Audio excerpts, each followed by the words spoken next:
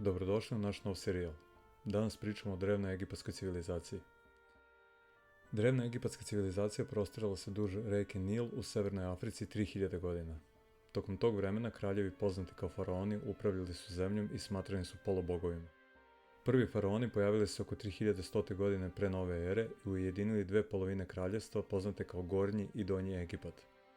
Prvi značajan period egipatske istorije bio je poznat kao Staro kraljevstvo, koje je trajalo od 2700. do 2200. godine pre nove ere, a tokom tog vremena izgrađene su čuvene piramide u Gizi. Međutim, do kraja tog perioda faraoni su izgubili vlast i Egipat je zapao u građanski rat, poznat kao prvi međuperiod. Oko 2055. godine pre nove ere, faraoni su ponovo ujedinili Egipat, čime je počeo period Srednjeg kraljevstva. Tokom tog doba, Egipat se vojno proširio i osvojio Nubiju zbog njenog bogatog izvora zlata. Međutim, Srednje kraljevstvo je također ušlo u građanski rat 1786. godine pre nove ere, poznat kao drugi međuperiod. Tokom tog vremena, linija stranih vladara, poznata kao Hiksi, preuzela je vlast nad Severnim Egiptom. Zatim, oko 1567. godine pre nove ere, Egipat je ponovo ujedinjen, a Hiksi su proterani, čime je započeo period Novog kraljevstva.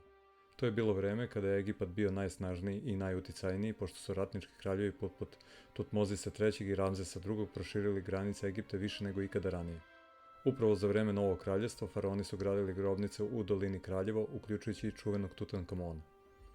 I još jednom, Egipat je nesrećno ušao u svoj treći međuperiod, oko 1085. godine pre nove ere, a region se borio sa stalnim invazijama Asiraca, Vavilonaca i Persijanaca. Od kasnog 4. veka pre nove ere, Egipat je konačno zauvek izgubio svoju nezavisnost. Osvojio ga je Aleksandar Veliki, a kasnije je posljednja faraonka Kleopatra VII izgubila vlast u korist rimskog cara Augusta 31 godinu pre nove ere.